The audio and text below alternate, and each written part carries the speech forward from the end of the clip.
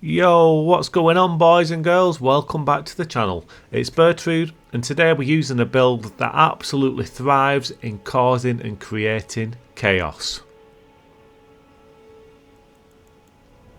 So this is a level 168 build. We've got a 60 vigour, and then our intelligence and faith are at 60 and 59. We're using the flame and the magic tier to boost our fire and our magic attacks, and here's a quick look at the armour and talismans we're using on the build. When it comes to our weapons on this one, we're using two Swords of the Night and Flame, my absolute favourite straight sword in the game, and then we've also got the Gelmir staff. Our spells then consist of Ancient Death's Rancor, Rykard's Rancor, Rolling Magma, Collapsing Stars, the Cannon of Hymer, and then last but not least, Magma Shot.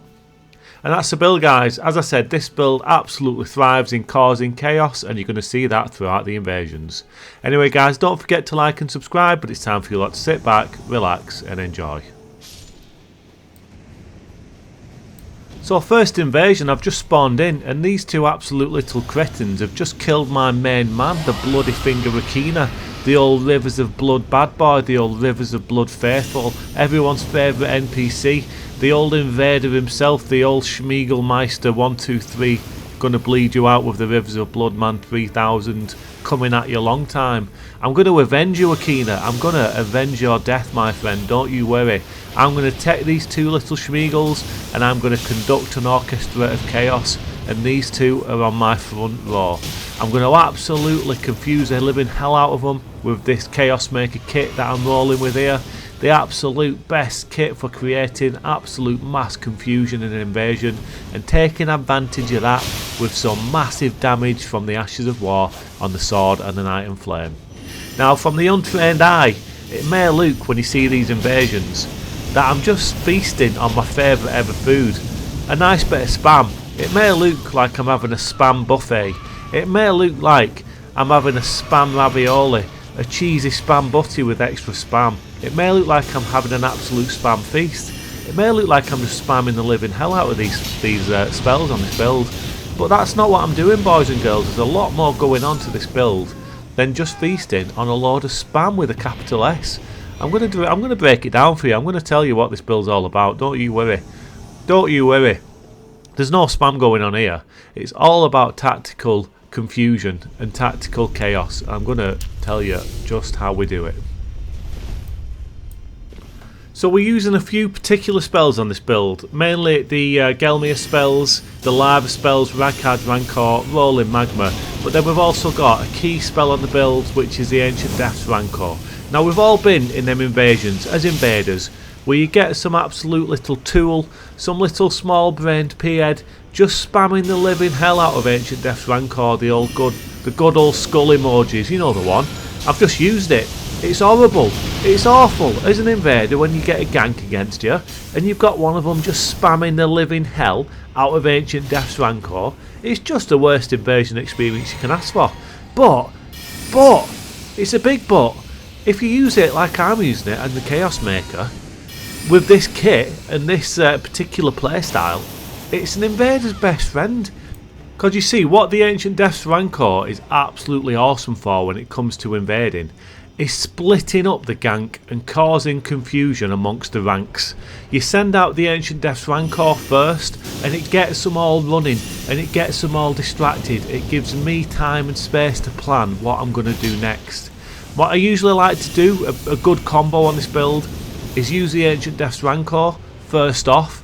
It gets them all moving around, gets them distracted like I say. I then might also throw out the Rykard's Rancor just for a few extra explosions. And then, while they're all running around trying to roll and dodge out the way of the spells I've already released, I'm going to try and get myself into position to hit them with the Ash of War from the Swords of Night and Flame. And the Fire Ash of War and the Swords of Night and Flame is perfect for that situation, because if they're rolling around, it's going to catch them out and do some absolutely massive damage, because they're not looking at me in that moment. They're not ready for the extra Ash of War that's coming their way.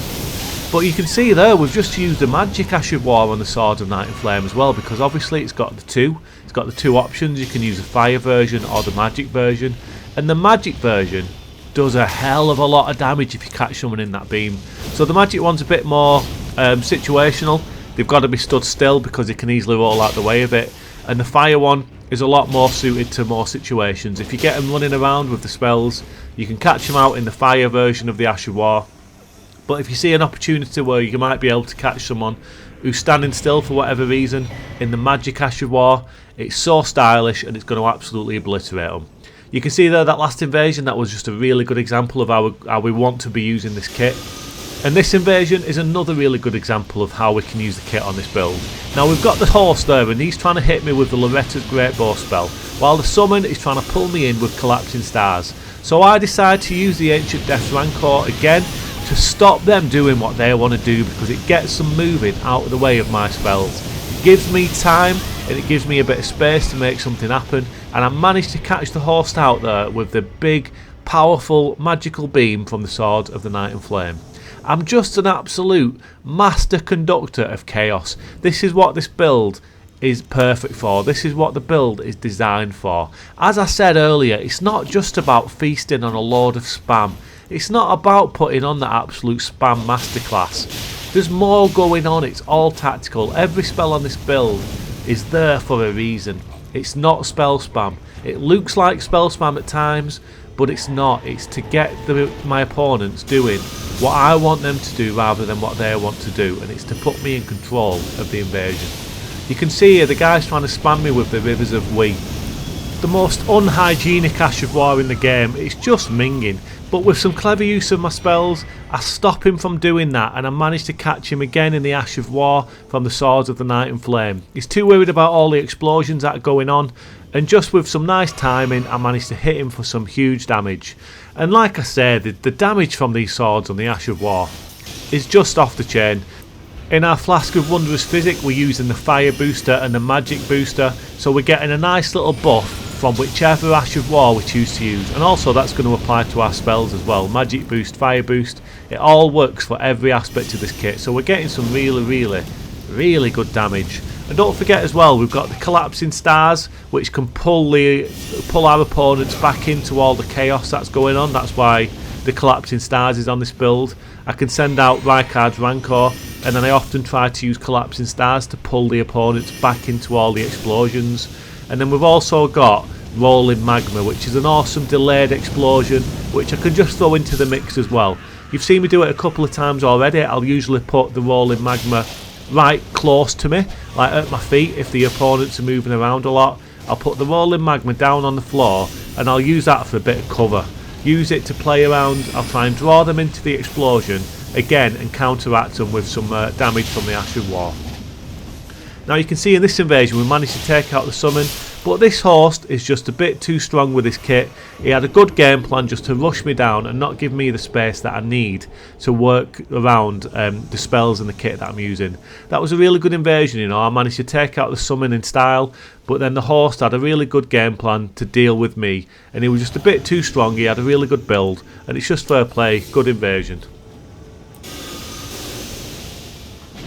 So I already mentioned that the magic version of the Ash of War and the Swords of the Night and Flame require the opponent to be a bit more still. If he's moving around a lot, it's hard to catch him in it. But I knew this summon was going to give me the perfect opportunity to use that Ash of War. Watch this. Bosh, absolutely massive damage. I knew that he was going to either try and hit me with the Ash of War from that hammer or the Millennia's katana, and each one of them would cause him to be in the same spot and kind of stuck in that same spot for a brief moment, at least long enough for me to hit him with the Ash of War from the magical beam of the Sword of the Night and Flame. So it was just a case of standing back and let him dig himself his own grave. I just waited for him to do the Ash of War, and then I sent out the beam, the Ash of War, the magical Sword of Night and Flame, Blaster 3000, and I absolutely demolished him, and then it was an easy kill on the host. And look at our fellow invader here. He was spamming the Rivers of Urine. He's got that white mask on. I want nothing to do with you, mate. Thanks for the help, but you don't look very nice. You don't look like a nice person. You don't look like a very nice person. Take that white mask off and stop using such a horrible sword. Stop throwing wee at everyone. It's just not hygienic. This invasion here, this is another pretty good example of what the Chaos Maker is good at. I spawn into this invasion and I've got a trio in a very small room. Now just give me the perfect situation for the Chaos Maker. I'm just going to fill this room with absolute chaos. Look at them all. running around like confused little kittens. They've not got a clue what's going on. There's explosions going on everywhere. I throw out the Ash of War on the sword and I just absolutely obliterate the horse there. Just easy peasy. Easy peasy again. It looks like it might be a little bit of spell spam, but it's not. It's not spell spam. It's tactical. It's all there for a reason. You know what the deal is. You know the crack now. You've seen it enough. I'm just an absolute masterful artiste of the chaos. I just love it. I live in the chaos. I absolutely live for confusion. It's just the best. It's a good build, this. Really good build, and it's just a great playstyle. It's a lot of fun. It's a lot of fun making people confused, and they just don't know what day it is. It's really good. And look at these two little schmeagles. I've got one here with two big colossal hammers trying to squidodgle me, and then I've got another horrible white mask. Absolute cliche, this guy. Once again, he's got the white mask, he's got the jumping cloak, that special cloak for jump attacks. He's got two blood twin blades, and look at that. It's just disgraceful. Just white mask, man. Look at him. Look at how happy he is. Just take your white mask and do one, mate. 1, 2, do one. Do one, mate. Go and have a cup of tea and just retire. Just retire from the game. Take your white mask off. You look silly. And I'm about to get some lovely jubbly payback here. Look at this, it's your twin. Yet another white mask clone. He's got the jumping cloak on, he's got the horrible white mask, and he's got two blood infused twin blades. And he's got the old seppuku. Now watch this, I'm just going to fill the whole area with rolling magma. He doesn't know what's going on, he's just going for them jump attacks. And I'm just going to burn you. I'm just going to absolutely toast you. Make you nice and crispy. Those two invasions basically just sum up why the white mask is just the worst part of Elden Ring altogether. If you took the white mask and put it on a pedestal, it'd just get a load of Elden Ring clones all just coming worshipping it, just like bowing to it and like sacrificing goats to it and stuff. They just love the white mask, but they're all the same. Brainless, absolutely nothing between their ears. And look at that, I just knocked him off the ledge. Knocked him off the ledge with the rolling magma. I set a nice little trap. He was hiding behind that corner, and I put the rolling magma out. I just knocked him off. I just knocked him off the edge, and it was glorious, guys. Absolutely glorious. Just like this invasion is about to be glorious. I've spawned into a Haligtree here, and look at this. Collapsing stars, anyone? Collapsing stars, anyone? Oh, I pulled him off. I just pulled him off the tree branch. When you get an invasion like this, and it's just the perfect excuse to use the collapsing stars, it makes you really happy that you've got collapsing stars on the build. You don't always get the perfect opportunity for collapsing stars, but I'd say that was the perfect opportunity. And now I've got the horse on this little narrow tree branch, and there's only one thing I'm thinking. It's another white mask man. It's another white mask man, and I'm about to just delete him off the face of the earth. Look at that. It's just a beautiful thing. All's up in you with the magical beam. And look at this ant. Get off! Get off me!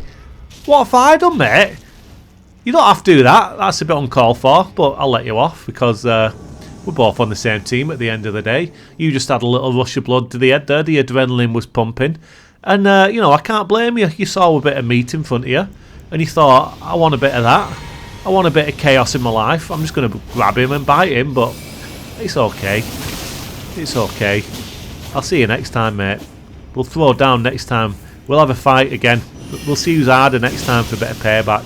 I nearly fell down the hole then, which ain't good. It's never a good plan to fall down the elevator shaft. But these two have put me under a lot of pressure, so I've got to duck and weave. I've got to bob and move. You know what I mean? I've got to get those evasion tactics going on. I've got to get some evasive manoeuvres out on the scene to try and get away from these two. I just need to get that rolling magma down to dance around and try and knock them on the bum so I can do some damage. Watch this though. Really good rolls from both of them. Good evasion tactics of their own there to dodge the Ash of War on this sword, because that would have surely killed them both, but they both managed to survive, so fair play. Cannon of Heimer as well, also on the build. I've not mentioned that so far, but it comes in handy when I need it. It's a good option to have. It can do some good damage, so it's got its place on the build. It adds to the chaos, and that is what this build and this video has been all about, guys. It's what it's been all about. But anyway, this is the actual last invasion of the video, unfortunately. I finish this invasion off in style shortly. You'll see it. or get absolutely destroyed. But anyway guys, I hope you've enjoyed the video. It's been a lot of fun as always, but look after yourselves, look after each other, take it easy, and I'll see you all on the next one.